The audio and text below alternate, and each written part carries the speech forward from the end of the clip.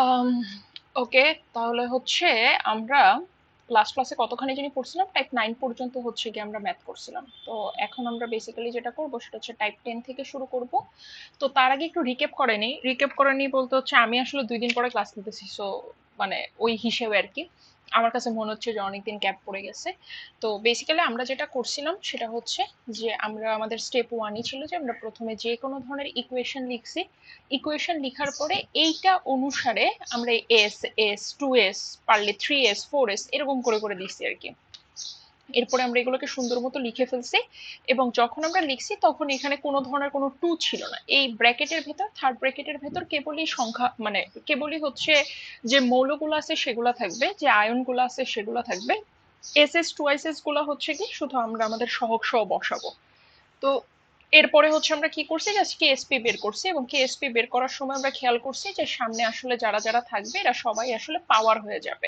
হ্যাঁ, এবং পরে যখন আমরা আবার এই ভ্যালুগুলা বসাবো তখন জিনিসটা অনেকটা এরকম হয় যে উপরে যে পাওয়ার পাশে এটা হয়ে যায়। কিন্তু আমরা কখনো ডাইরেক্ট এভাবে চিন্তা করব না, আমরা একদম স্টেপ বাই স্টেপ এভাবে চিন্তা করব। হ্যাঁ, অনেকে আছে কি করে KSP is equal two direct এটা লিখে ফেলে, ওরা এভাবে মনে রাখে যে Fe2 + S, তারপরে 2s ধরে যেহেতু 2 উপরে দিয়েছি এই জন্য পাওয়ারও 2 দিয়ে দিলাম। ব্যাপারটা কিন্তু আসলে ওরকম ভাবে আসে না। তো সেই জন্য আমরা হচ্ছে গিয়ে প্রথমে নিজেদের মতো করে আগে আহ, মানে এস এস 2s এগুলো আগে নিজেরা হিসাব করে বসে নিব। এরপরে হচ্ছে সেই অনুযায়ী পাওয়ার গুলা বসাবো আর কি, মানে স্টেপ বাই স্টেপ আমরা কাজগুলো করব। তো আমাদের টাইপ 9 শেষ, এখন আমরা হচ্ছে টাইপ 10-এ চলে যাই। আমরা স্টেপ বাই স্টেপ কিন্তু একটু কঠিন কঠিন জায়গায় ঢুকতেছি আর কি, যদিও মোরলেস একই। তাহলে টাইপ 10। তো আমাদের টাইপ 10-এ যে ইয়াটা কেমিক্যাল কম্পোনেন্টটা নিয়ে কথা বলা হয়েছে তার নাম হচ্ছে লেড ক্লোরাইড, ঠিক আছে? তাহলে PbCl2 এর দ্রাব্যতা 0.04 গ্রাম পার লিটার। দুইটা কোশ্চেন এখানে আমাদের করছে। প্রথম কোশ্চেন হচ্ছে দ্রাব্যতা গুণফল নির্ণয় করো। সেকেন্ড কোশ্চেন যেটা সেটা হচ্ছে ক্লোরাইড আয়নের ঘনমাত্রা নির্ণয় করো। আচ্ছা, এই হচ্ছে দুইটা কোশ্চেন। তো এই দুইটা কোশ্চেন সলভ করার জন্য বুঝতেই পারতেছো তোমাকে লেডের অ্যাকচুয়ালি আণবিক ভর জানতে হবে। ক্লোরিনের আণবিক ভর তো অলরেডি জানোই 35.5, বাট লেডেরটা মোস্ট প্রবলি জানো না। আমি তোমাকে এর আগে চ্যাপ্টার 2-তে যে হচ্ছে একটা, চ্যাপ্টার 2 না তো চ্যাপ্টার 3-তে হচ্ছে গিয়ে আমি একটা খুব সম্ভবত একটা সিরিয়াল লিখে দিয়েছিলাম আর কি। ওই সিরিয়ালের মাঝে atomic number, atomic mass number সবকিছুই ছিল আর কি, ওইটার মধ্যে লেডও থাকার কথা আর কি। তাহলে আমরা ফার্স্টে একটু শুরু করি। প্রথমত আমি সবসময় বলছি যে গ্রাম পার লিটারে থাকলে তাকে মোল পার লিটারে কনভার্ট করতে হবে, বা আনসার যদি কখনো মানে গ্রাম মোল পার লিটারে আসে, যদি তোমার কাছে গ্রাম পার লিটারে জানতে চাই তাহলে তুমি গ্রাম পার লিটারে আসলে কনভার্ট করবা। তো কনভার্সনের রুলটা অনেকটা কি ছিল, যে স্মল মানে N is equal to small M, M by capital M. তো আমরা আসলে কি করতে চাই, আমরা হচ্ছে কিন্তু আমাদের কিন্তু গিভেন হচ্ছে এইটা গ্রাম, তাই না? আমরা চাই হচ্ছে মোল, এটা আমাদের মোল, আর এইটার একক হচ্ছে গ্রাম, ঠিক আছে? তো তাহলে আমরা আসলে কি করব বলতো, এই 0.04টাকে আমরা আসলে লেড ক্লোরাইডের আণবিক ভর দিয়ে যদি ভাগ করে দিই তাহলে আমরা গ্রামের বদলে এই জায়গায় মোল পেয়ে যাব। ঠিক আছে, এক্স্যাক্টলি এটাই। আচ্ছা, এটা একটু কমে, তো জাস্ট কি পেয়ে যাবো বলতো, মোল পেয়ে যাব। তো তাহলে উম, আমরা একটু লেড ক্লোরাইডের আণবিক ভরটা বের করি, যে লেড ক্লোরাইড এর আণবিক ভর। তো লেডের আণবিক ভর হচ্ছে 207, আর ক্লোরিনের 35.5 ইন্টু 2, তাহলে এটা চলে আসতেছে 272। ঠিক আছে, এটার একক চাইলে দিতেও পারো, নাও দিতে পারো। একক যদি দাও তাহলে একক হচ্ছে গ্রাম পার মোল। তাহলে এই জায়গাটা তুমি একটু সুন্দর মতো হাইলাইট করে রাখবে, ঠিক আছে? আচ্ছা, বুঝতে পারলাম। তো ইউজুয়ালি কি হয় তোমার হচ্ছে মানে সৃজনশীলে সাধারণত এগুলো দিয়ে দেওয়া থাকে যে লেডের আণবিক ভর হচ্ছে 207, কারণ এটা সৃজনশীলের রুল যে তুমি, তোমার কি কোনো কিছু মুখস্থ করতে হবে না, তুমি জানা জিনিস কাজে লাগাইতে পারতেছো কিনা। বাট অবজেক্টিভে কিন্তু যদি লেড ক্লোরাইড আসে কখনোই তোমার 207 বলে দিবে না। তো আমাদের সবকিছুর জন্য প্রিপেয়ার থাকাই ভালো। আচ্ছা, তাহলে হচ্ছে যে এখন 272 গ্রাম পার মোল আমি পাইলাম। সুতরাং PbCl2 এর দ্রাব্যতা is equal to 0.04 gram per litre. তাহলে 0.04 কে যদি আমি 272 দিয়ে ডিভাইড করে দিই তাহলে আমি পেয়ে যাব মোল পার লিটার। তো সেটা করলে এটা হয়ে যাচ্ছে 1.47 ইন্টু 10⁻⁻⁴ মোল পার লিটার, এটা চলে আসতেছে। ওকে, তাহলে এই পর্যন্ত আমরা যে কাজটা করলাম এই কাজটাই কিন্তু আমাদের অ্যাডিশনাল ছিল, কারণ এর আগে আমরা টাইপ 9 পর্যন্ত যত ম্যাথ করছি সেখানে সবসময় ডাইরেক্ট মোল পার লিটারে বলে দেওয়া ছিল, কখনো গ্রাম পার লিটারে বলে দেওয়া ছিল না। তো আমরা মোল পার লিটার এলাম, এখন কিন্তু ম্যাথগুলো একদম হুবহু আগের মতো। তো আমাদের 1 নম্বর কোশ্চেনে যেটা বলছে সেটা হচ্ছে যে দ্রাব্যতা গুণফল নির্ণয় করো। তাহলে আমরা দ্রাব্যতা গুণফল নির্ণয় করার জন্য যে কোনো কিছুরই ফার্স্ট স্টেপ কি হয়, আমরা ফার্স্টে লেড ক্লোরাইড যে আছে তাকে আমরা ভাঙবো, তাই না? ভেঙে সে কি হবে, Pb2 plus plus chloride ion, chloride অ্যানের আগে 2 বসবে যেহেতু Cl2 আছে এই জন্য। এরপর আমরা কি ধরছি, এটা S হলে এটা হয়ে যাবে 2Is, আর এটাও হবে S যেহেতু সহগ হচ্ছে 1। তাহলে সুতরাং আমরা যদি একটু স্টেপ বাই স্টেপ লিখে ফেলি, আমাদের PbCl2 এর দ্রাব্যতা হচ্ছে S, আমাদের Pb2 প্লাসের দ্রাব্যতা হচ্ছে S, এবং আমাদের ক্লোরাইড আয়নের দ্রাব্যতা হচ্ছে 2S। এখন প্রশ্ন মতে আমাদের PbCl2 এর দ্রাব্যতা কত, 1.47 ইন্টু 10⁻⁻⁴। আবার এই PbCl2 এর দ্রাব্যতাই কত, S, তার মানে S ইজ ইকুয়াল টু হচ্ছে 1.47 ইন্টু 10⁻⁴। ঠিক আছে, তাহলে প্রশ্ন মতে S is equal to 1.47 into 10⁻⁴ mole per litre. Okay, ভালো কথা, বুঝতে পারলাম। এইবার আসো দেখি যে এটা তো হইলো, এখন আমাদের দ্রাব্যতা গুণফল বের করতে হবে, তাই না? তাহলে দ্রাব্যতা গুণফল KSP হচ্ছে Pb2 প্লাস যেটা আছে সেটা ইন্টু ক্লোরাইড আয়ন যেটা আছে সেটা, কিন্তু সহগটা পাওয়ার হিসেবে চলে গেল। এবার Pb2 প্লাস কত, S, ইন্টু ক্লোরাইড আয়ন কত, 2S হোল স্কয়ার, কত চলে আসতেছে, 4S3। এখন S এর ভ্যালু তো আমার জানা, S এর ভ্যালু কত, 1.47 into 10⁻⁴ mole per litre whole cube. তাহলে এটা চলে আসতেছে 1.27 ইন্টু 10⁻⁻11। একক কি হবে, মোল কিউব পার লিটার কিউব। এবং আমরা জানি যে একক কিন্তু মানে কেএসপি কিরকম, কোন বিক্রিয়ার উপরে তার একক নির্ভর করে। হ্যাঁ, আমাদের কেএসপির কিন্তু ডাইরেক্ট কোনো একক নাই, এটা ডিপেন্ড করে যে তোমার কিভাবে ভাঙতেছে আসলে কোন একটা যৌগ সেটা। তো এটা ছিল আমার 1 নাম্বার কোশ্চেনের আনসার, সো এটার আগে আমি 1 নাম্বার দিয়ে দিলাম। এবার আমাকে 2 নাম্বার যে কোশ্চেন বলছে সেটা হচ্ছে ক্লোরাইড আয়নের ঘনমাত্রা। খেয়াল করে দেখো, ক্লোরাইড আয়নের ঘনমাত্রা কিন্তু ছিল হচ্ছে গিয়ে কত বলতো, 2Is ছিল। এখানে দেখে ক্লোরাইড আয়নের ঘনমাত্রা কিন্তু ছিল হচ্ছে 2Is। তাহলে আমরা যখন 2 নাম্বার কোশ্চেনটা সলভ করব, এই পাশে সলভ করি, তাহলে সেটা হবে যে ক্লোরাইড আয়নের ঘনমাত্রা আসলে ছিল হচ্ছে 2Is। তাহলে 2 ইন্টু S এর ভ্যালু কত ছিল, 1.47 ইন্টু 10⁻⁴ মোল পার লিটার, কত হয়ে যাবে, 2.94 ইন্টু 10⁻⁴। একক কি হবে, মোল পার লিটার। এখানে তুমি তো শুধু 2 গুণ করছো, এখানে কিন্তু কোনো এককের উপর স্কয়ার টোয়ার কিছু বসে নেই। সো এই হচ্ছে কি আমাদের 2টা কোশ্চেন আনসার। তো এগুলা মানে জাস্ট এখানে একটাই জিনিসই হচ্ছে আমরা একটু এক্সট্রা শিখছি, সেটা হচ্ছে যে গ্রাম পার লিটার থেকে কিভাবে মোল পার লিটারে নিতে হয়। এবং একটা জিনিস তো বুঝতেই পারতেছো যে যদি কারো মোলের আণবিক ভর এগুলো না জানো তাইলে কিন্তু প্রসেস পারলেও আসলে এটা সম্ভব না। তো কেমিস্ট্রির জন্য অবশ্যই আসলে এই জিনিসগুলো শেখা লাগবে। আচ্ছা, টাইপ 11-এ চলে যাই।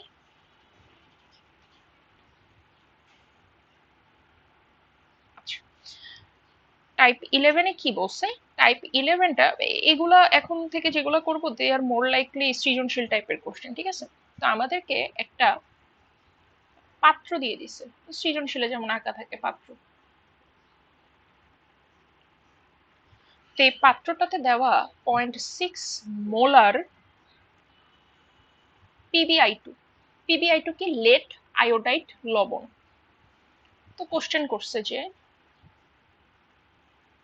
লবণটির দ্রাব্যতা গ্রাম পার লিটারে প্রকাশ করো এবং আয়োডাইড আয়নের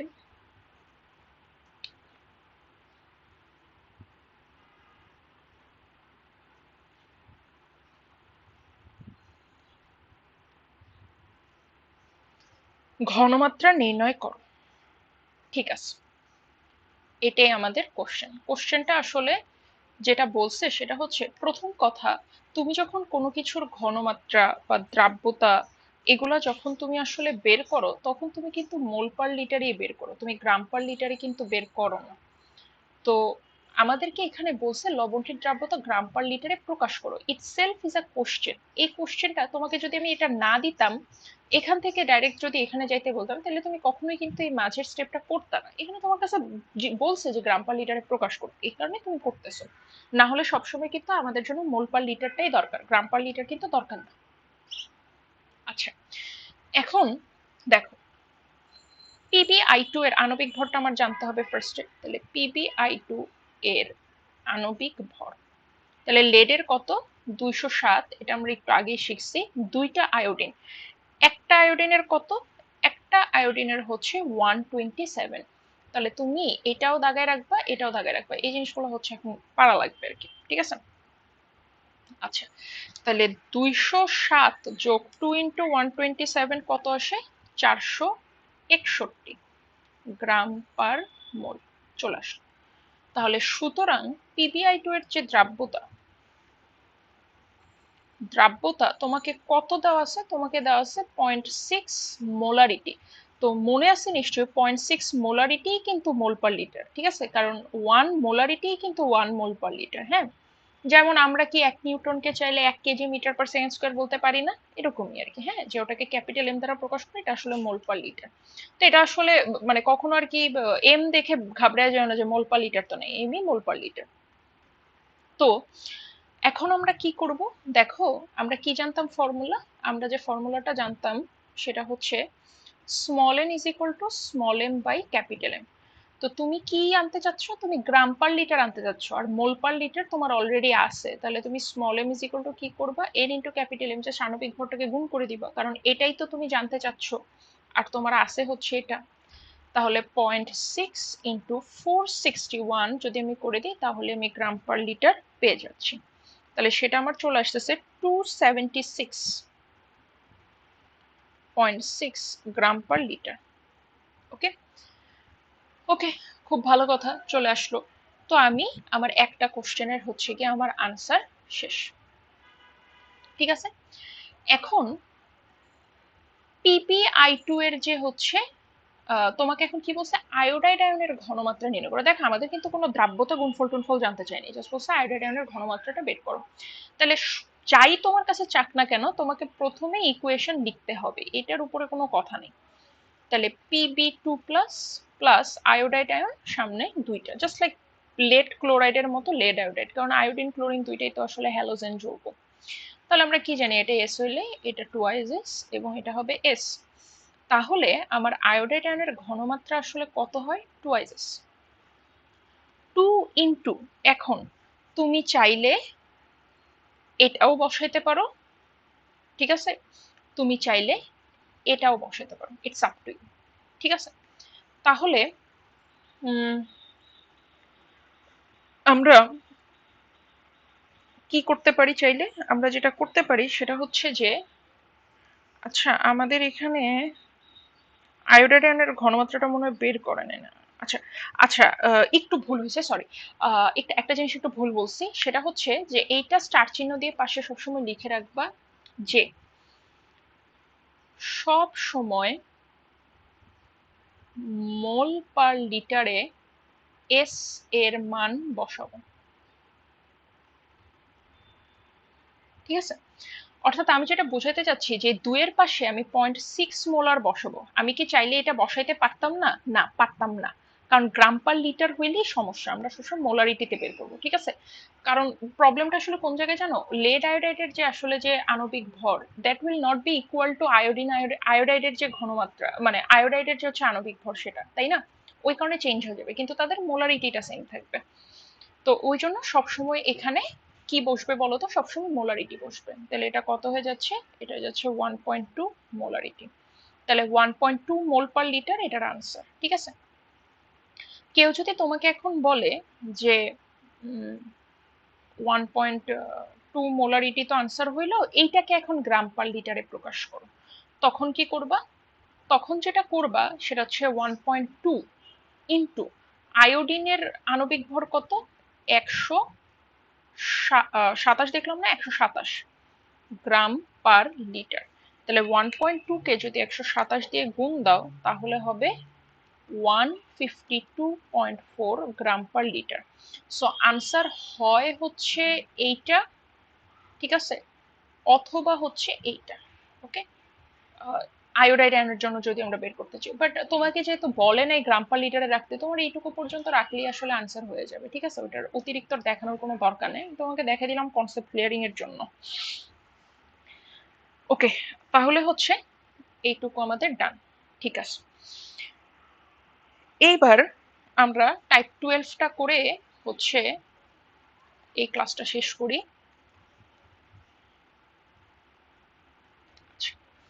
আমাদের টাইপ 12 যেটা বলছে, আচ্ছা আমাদের টাইপ 12 মোস্ট প্রবলি দুইটা ম্যাথ আছে। সো ফার্স্ট ম্যাথ হচ্ছে কপার সালফেটের দ্রাব্যতা গুণফল দেওয়া।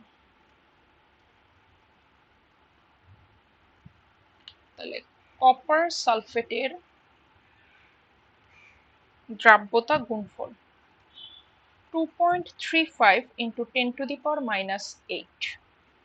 একক দেওয়া নাই অ্যাজ ইউজুয়াল, বাট আমরা বুঝতেছি যে মোল পার লিটারের কোনো একটা পাওয়ার হবে আর কি। কপার 2+ এর দ্রাব্যতা গ্রাম পার লিটারে প্রকাশ, এই হচ্ছে আমাদের কোশ্চেন। তো শুরু করি। তো কপার সালফেটের দ্রাব্যতা গুণফল, তাহলে প্রথম কাজ কি, কপার সালফেট একে আমরা ভাঙবো, Cu2 plus plus SO4 2 minus. খেয়াল করে দেখো এখানে কিন্তু কোনো 2 2 এই টাইপের কিছু 3 4 এগুলো কিন্তু কিছু নাই, জাস্ট সিম্পলি ভাঙছে, কারণ দুইটারই যোজনী এক। তাহলে এটা এস হলে এটাও এস, এটাও এস। তার মানে আমার দ্রাব্যতা গুণফল, আচ্ছা এটাকে আমরা যেভাবে লিখি ওভাবে লিখি। তাহলে আমরা কি দেখলাম যে আমার কপার সালফেটের দ্রাব্যতা এস, আমার কপার 2+ এর দ্রাব্যতাও এস, আমার সালফেট আয়নের দ্রাব্যতাটাও এস এর সমান। সুতরাং কেএসপি ইজ ইকুয়াল টু আমরা কি জানি, কপার 2+ ইন্টু সালফেট আয়ন। কোথাও কি কোনো পাওয়ার বসবে? বসবে না, কারণ কারো তো কোনো সহগই নেই। তাহলে S into S is equal two S S square. প্রশ্ন মতে এস স্কোয়ার কিসের সমান? এটার সমান। তার মানে একক আসলে মোল স্কোয়ার পার লিটার স্কোয়ার, তাই না, বাই ডিফল্ট যেহেতু এস স্কোয়ার হচ্ছে। তাহলে আমাদের প্রশ্ন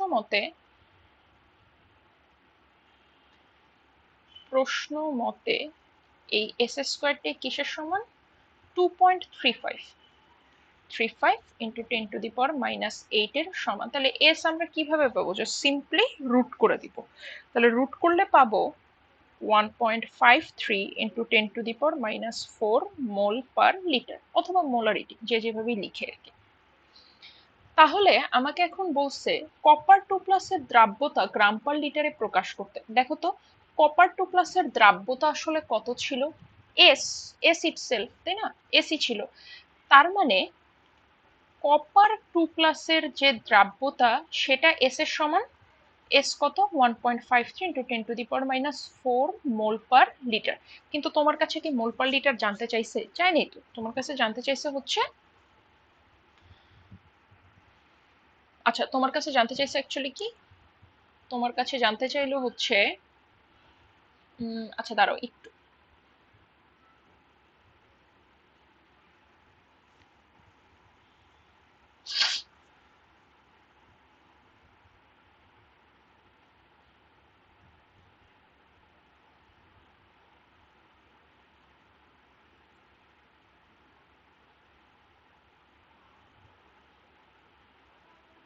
আচ্ছা তোমার কাছে জানতে চাইলো হচ্ছে গ্রাম পার লিটারে, তাই না?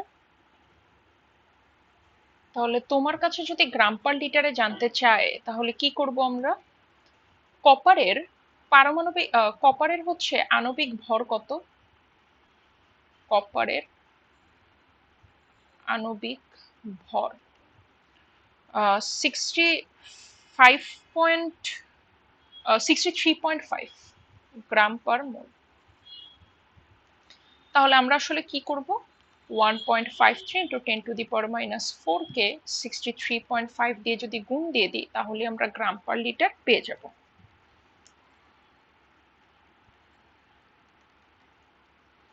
তাইলে এটা চলে আসতেছে আমার 9.72 ইন্টু 10⁻³ গ্রাম পার লিটার। ওকে, এই জায়গাটা আমার একটু ভালো মতো দেখা লাগবে, বুঝছো? এই জায়গাটা না দেখলে মানে ইয়া হয়েছে, খাতার সাথে মিলতেছে না আর কি। আচ্ছা, আমি এই জিনিসটা দেখে তোমাকে হচ্ছে নেক্সট ক্লাসে আবার জানাবো যে হচ্ছে এটা অ্যাকচুয়ালি মানে ঠিক আছে কিনা, মানে এখানে 63.5 হবে নাকি হচ্ছে কপার সালফেটের টোটাল ভরটা হবে সেটা।